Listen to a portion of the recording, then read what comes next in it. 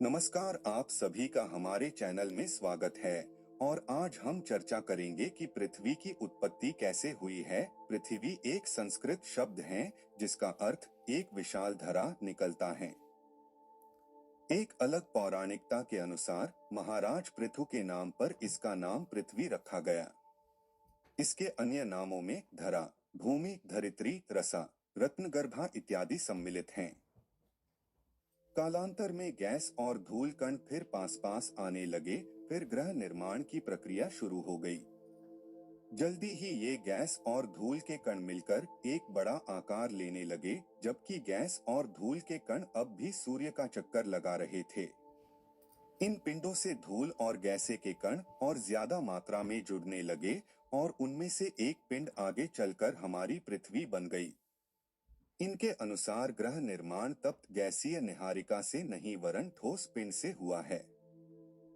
प्रारंभ में दो विशाल तारे थे, सूर्य एवं उसका साथी अन्य तारा। जब यह अन्य विशाल तारा सूर्य के पास पहुंचा तो उसकी आकर्षण शक्ति के कारण सूर्य के धरातल से असंख्य कण अलग हो गए। यही आपस में मिलकर पृथ्वी व अन्य ग्रहों के निर्माण का कारण बने। वैज्ञानिकों की माने तो पैंसपर्मिया परिकल्पना को किसी भी सूरत में अनदेखा नहीं किया जा सकता है, और इसी दृष्टि से देखें तो धरती पर सबसे पहले अंतरिक्ष से जीवाणु आए थे। ये जीवाणु अंतरिक्ष से आने वाली धूल मिट्टी और उल्का पिंड की मदद से धरती पर पहुंचे थे। वक्त बीतने के साथ साथ धरती की टेक्टोनिक प्लेटों में दरार होने लगी, जिसके कारण पृथ्वी के अंदर का लावा जमीन की तरह कई लाखों सालों तक खुला उबलता रहा, और यही वो कारण था जिसके कारण पृथ्वी के वातावरण में कार्बन डाइऑक्साइड ऑक्साइड की मात्रा बहुत बढ़ गई और पृथ्वी पर एसिड की वर्षा शुरू हो गई। इसी रेन की वजह से पृथ्वी का तापमान घटने लगा, और तापमान इतना घटा कि पृथ्वी के ऊपर स्थित पानी बर्फ में परिवर्तित होने लगा।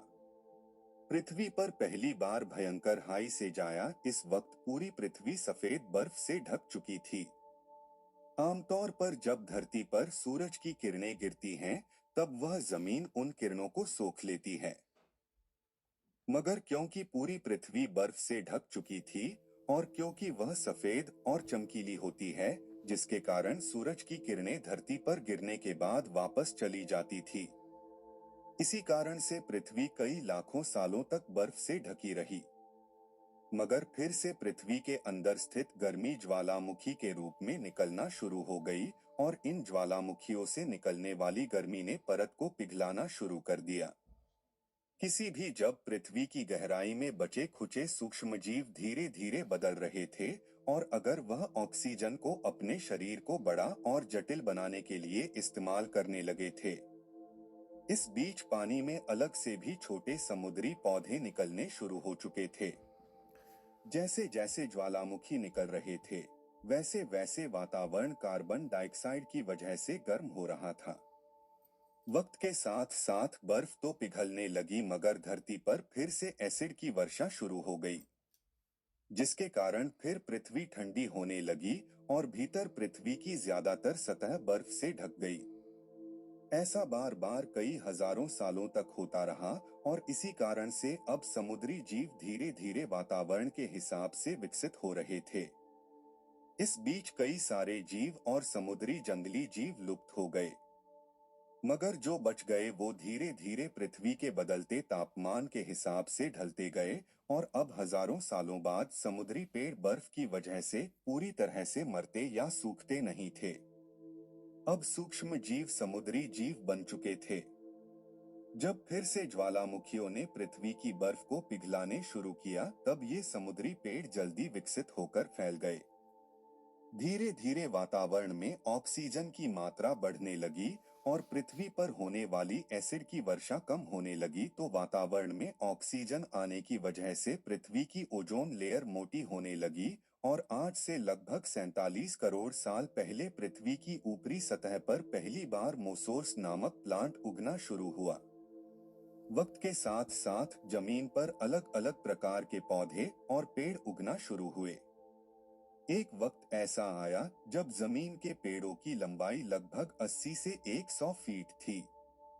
ये वो वक्त था जब समुद्री जानवर समुद्र से बाहर निकल रहे थे, पूरे जमीनी जानवरों में परिवर्तित हो रहे थे, जिसके कारण सबसे ऊपरी परत भूपरपटी एक ठोस परत, मध्यवर्ती मेंटल अत्यधिक गाढ़ी परत है और बाह्य कोर क्रोड तरल तथा आंतरिक कोर ठोस अवस्था में है। निहारिका के अंदर गैसों के कई गुंथित झुंड होते हैं। इन गुंथित झुंडों में गुरुत्वाकर्षण बल होता है, जिससे गैसीय क्रोड का निर्माण होता है। इस गैसीय क्रोड के चारों ओर धूलकण की चक्कर लगाती हुई तस्तरी विकसित होती है। इसके बाद गैसीय एवं धूलकण बादल का संघनन आरंभ होता है। क्रोड के इर्द गिर्द का पदार्थ गोलाकार ग्राहणुओं के रूप में विकसित होते हैं और ये ग्राहणु संघनन की क्रिया तथा गुरुत्वाकर्षण बल के कारण आपस में जुड़ जाते हैं। इन अनेक ग्राहणुओं के संवर्धित एकत्रित होने से कुछ बड़े पिंडों अर्थात ग्रहों का निर्माण होता है। इसी प्रक्रिया से पृथ्वी की भी उत्पत्ति हुई है।